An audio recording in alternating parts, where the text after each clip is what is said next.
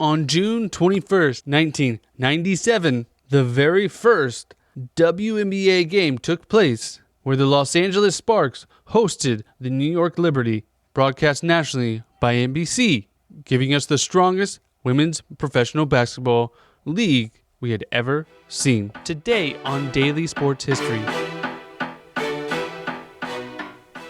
This episode is brought to you by Our Weird World. Every week, I, John Henson, dive into weird, crazy, and forgotten stories from the history books that you have probably never heard before.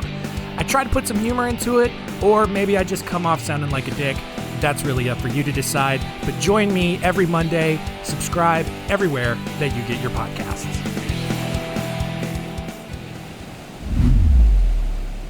Welcome to Daily Sports History. I'm Ethan Reese, your guide to a rapid deep dive into sports history every day. And today's trivia question to listen out for was who scored the first basket in a WNBA game?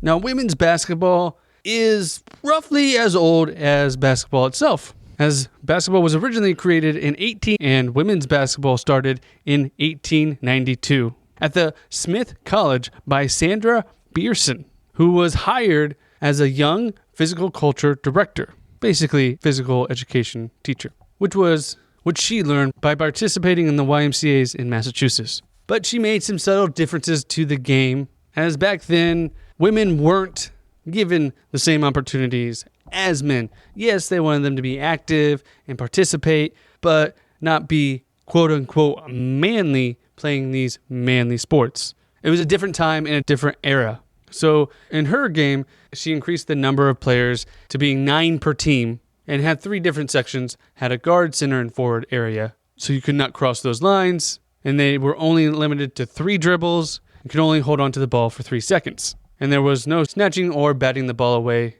basically making it a less contact sport. And the first intercollegiate women's basketball game was played between Stanford University and the University of California, Berkeley in 1896. So it only took 4 years to sweep across the country.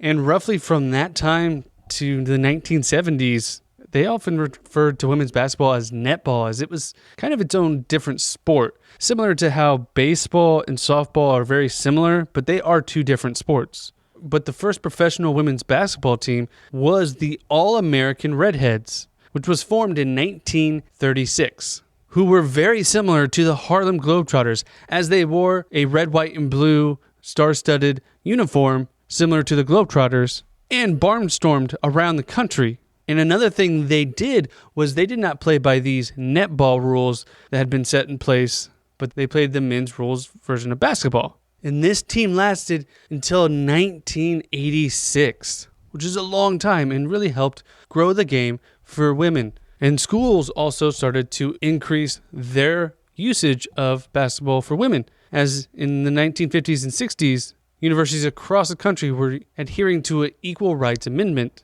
and started the division of girls and women's in sports, which later became the Association of Intercollegiate Athletics for Women. And in 1971, the 5-player full-court game that the men had been playing was finally adopted by the Women's Sports Foundation and had since been adopted by all forms of college basketball. And in 1976, the Olympics officially allowed women's basketball into the Olympics, and it has been played ever since. And the very first women's team to win a gold was Soviet Union, who beat the United States in the gold medal match. Now, the first attempt at a professional women's league in the United States was the Women's Pro Basketball League, which started in 1978 and lasted for 3 seasons. And in 1982, the NCAA held its very first women's college basketball tournament, which was won by Louisiana Tech. Then it took until 1993 when the next league was created, which was the WBA, the Women's Basketball Association,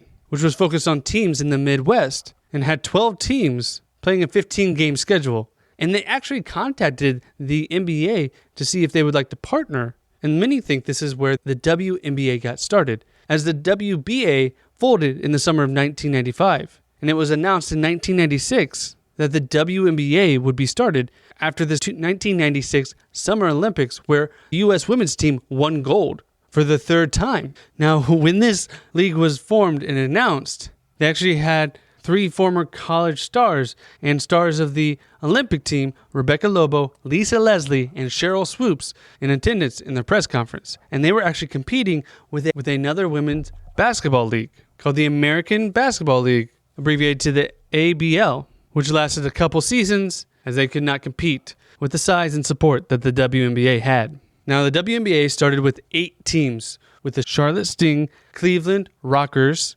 Houston Comets, New York Liberty in the Eastern Conference. And in the Western Conference, they had the Los Angeles Sparks, the Phoenix Mercury, the Sacramento Monarchs, and the Utah Stars with 2 Z's. And this would be the first league that was completely backed by another professional league, which helped it survive more than the other professional women's leagues that had come before it. And that's why the WNBA logo looks so similar to the NBA logo. However, it took 15 months from when they first announced the league for the very first tip-off to take place, as they had a long list of things to do. First, before they could sign in players or staff, they made an announcement that they had a partnership with NBC, ESPN, and Lifetime TV to broadcast their games, which is something no other women's basketball league had done before and had the success doing. And on January 6, 1997, the first 16 players were assigned to teams. These were the veteran players that had been part of the U.S. basketball team, and each team got 2 of these players. Then they had an elite draft where each team got to pick 2 more players, giving each team a roster of 4. And the first pick in this draft, and then they held their very first draft, where they drafted college and international players, and Tina Thompson was the first college player taken, as she was the leading scorer in the Pac-12 that year. And with the teams now built and now had a roster and staff and coaches. Now, before the games actually took place, they made some changes to the rules. They had, instead of a 24-second game clock, they had a 30-second game clock, and their three-pointer was only 19 feet 9 inches, which was a little bit closer than the men. And instead of playing 4 quarters like the NBA, they would play 2 20-minute quarters that were similar to the collegiate game, and the rosters would have 11 players and would play with a college-sized women's ball, which was smaller than the men's. And they made a change to the ball also, where it is orange and oatmeal white, making it similar to the ABA colored balls that we used. Now, the very first game took place on June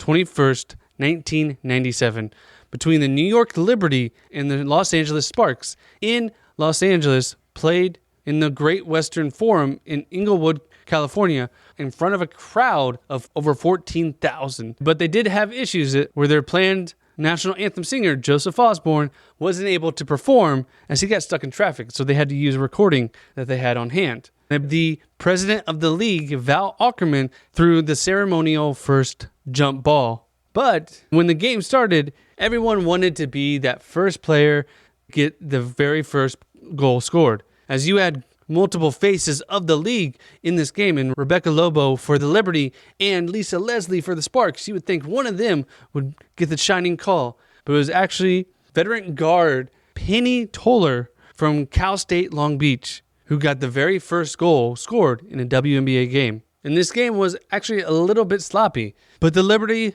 took the lead shortly after that first basket and wouldn't look back. They led at halftime by 7 points, 33-26, and would go on to win the game 67-57, giving them the first lead, giving them the first win in the WNBA history, being led by Rebecca Lobo's 16 points. And that's despite Lisa Leslie on the Sparks also scoring 16 points and having 14 rebounds. But this wasn't the only game played that day, as the Houston Comets went on to beat the Cleveland Rockers, and the Sacramento Monarchs went on to beat the Utah Stars. But this was a start to this league. And that year, the Houston Comets would go on to win the very first WNBA title, defeating the New York Liberty. And the league has continued to grow as they have expanded to 12 teams now. And we've seen even more growth within even the last year, with superstars coming out of college in Angel Reese and Caitlin Clark, providing a spark for the league that has steadily grown year after year. And in 1999, they became the first professional women's league to have collective bargaining agreement for women, which was a huge step for women's sports in general. And though women's sports has always taken a backseat many times to men's sport, it doesn't mean that they are bad sports. It doesn't mean they're bad athletes. It means they need to be given the opportunity. When given the opportunity, like in tennis, we see great success. Tennis is one of the few sports where men's and women's are usually almost on the same par. Now, men's still gets more viewership than women's tennis. It's much closer than any other sport, and they are paid the same. The winner of Wimbledon, men or women's, gets paid the same. And the endorsements that men's and women's tennis athletes get are very comparable. So if you are able to give women the opportunity that men are given, you're able to see women actually flourish, especially like in the WNBA, as it's a slow grind to grow a league. But we are seeing now the success and the hype that you can get when superstars enter the league. And sometimes you just need support that lasts, like the WNBA got from the NBA. And I want to thank you for joining us today for the Daily Sports History. If you like this, please go tell a friend. Word of mouth is the best way for us to continue to grow. And the more we grow, the more daily sports we can give you. And come back Monday for more Daily Sports History. And did you catch the answer to today's trivia question? Who scored the first basket in a WNBA game? And the answer was Penny Toller for the Los Angeles Sparks.